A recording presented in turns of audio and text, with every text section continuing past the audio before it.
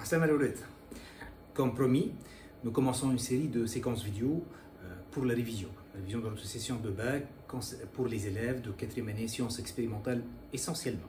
Bien sûr, les élèves de 4e année maths, de 4e année technique peuvent suivre les parties qui sont communes.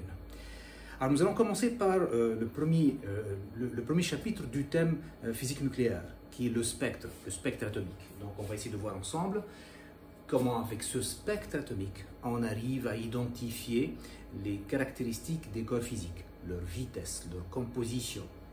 Donc c'est une révision, donc c'est une brève récapitulation du cours, mettant en évidence les choses les plus essentielles.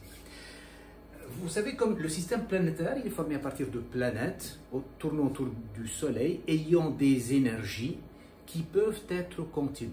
C'est-à-dire, je prends comme exemple les satellites artificiels, on les place autour de la Terre, et on peut les placer à n'importe quelle orbite selon l'énergie qu'on peut fournir. Donc, en mécanique classique, tout corps céleste peut posséder une énergie de manière lui permettant de tourner sur une orbite autour du Soleil.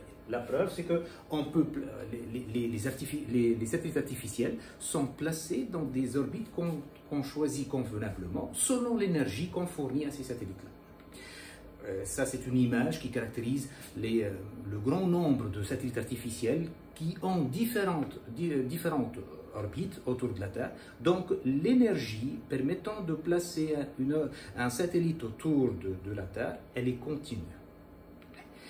De ce modèle-là, Rutherford a essayé d'expliquer la structure des atomes. Ce sont des électrons qui tournent autour du noyau et donc qui possèdent des énergies tout à fait comme le système planétaire.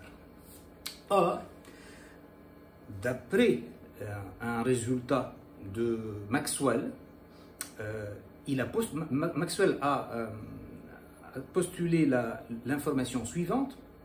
Il a démontré que toute charge électrique en mouvement rayonne de l'énergie. C'est-à-dire, ces électrons-là qui ont des orbites, s'ils vont se déplacer, ils vont perdre de l'énergie.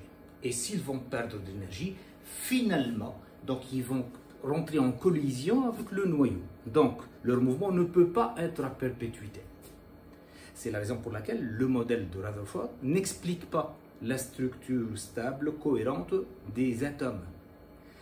Et de là, puisque la mécanique classique ne peut pas expliquer ceci, il y a eu la fameuse expérience de Frank et Hertz, celle qui sera le point de départ d'une nouvelle mécanique, d'un nouveau modèle qui va expliquer l'atome et qui va commencer par le modèle de Bohr.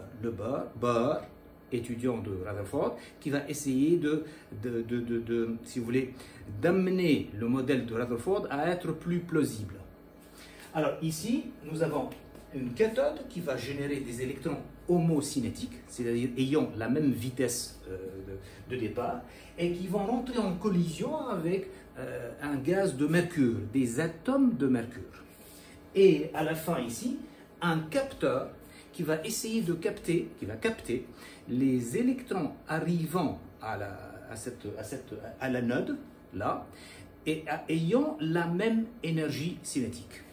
Ce qui est important, voilà d'abord le schéma qu'on a dans notre livre concernant le principe de l'expérience de Frank et Hertz. Ce qui est important, c'est ce résultat-là. Là, sur l'axe des Y, nous avons le rapport de nombre d'électrons arrivant au capteur, NC, sur le nombre d'électrons émis initialement à la cathode. Et on constate que, malgré que lorsque les électrons traversent le gaz de mercure, ils rentrent en choc avec les atomes de mercure, mais ils n'échangent pas d'énergie. NC sur NE égale à 1, ceci s'explique par le fait que l'énergie de départ est celle d'arrivée. Donc, qu'est-ce qui s'est passé lors de ces chocs? C'est ce qu'on appelle des chocs élastiques. Il n'y a pas d'échange d'énergie. L'électron n'a pas perdu, n'a pas cédé son énergie. Pendant toutes les valeurs de l'énergie, l'axe des X, c'est l'axe des énergies de ces électrons-là. Pendant toutes ces valeurs-là, l'énergie de l'électron n'a pas changé. Le nombre d'électrons qui est amené à la cathode est le même. Exactement à 4,9 eV, là, un nombre d'électrons perd son énergie.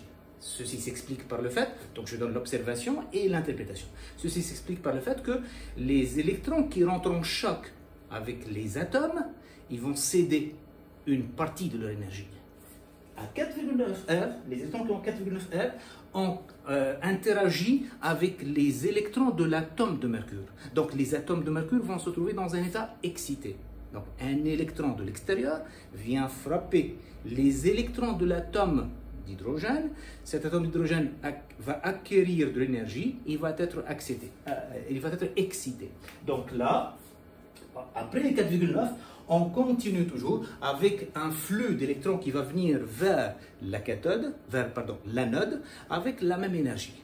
Donc, et là, on constate que l'échange d'énergie ne se fait que pour des valeurs discrètes.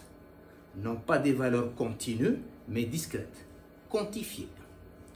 Et c'est ce qu'on va voir par la suite. Ça va être la base de l'explication du modèle de quantification d'énergie des atomes qui va être introduit par les postulats de Bohr.